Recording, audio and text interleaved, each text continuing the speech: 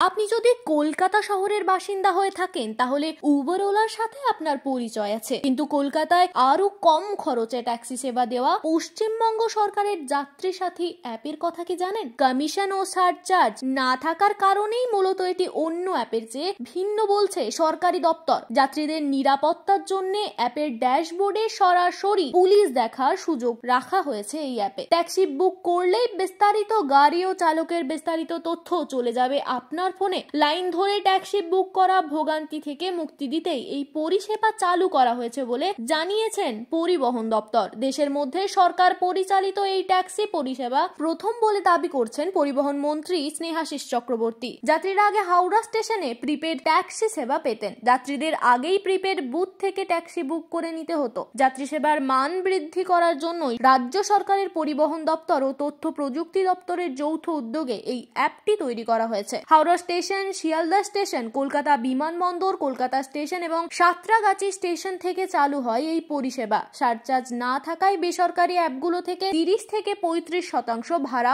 কম দিতে হবে যাত্রীদের সুবিধার্থে কলকাতা ও পার্শ্ববর্তী অঞ্চলের সমস্ত হলুদ ট্যাক্সি এই অ্যাপের আওতায় আনার কার্যক্রম পরিচালনা করছে সরকার। অ্যাপ ক্যাবের দাপটে হলুদ ট্যাক্সিগুলি ট্রামের মতোই হারিয়ে যাওয়ার ঝুঁকিতে। বর্তমানে কলকাতা শহরে চলাচল করা হলুদ ট্যাক্সির সংখ্যা 7,000-এ।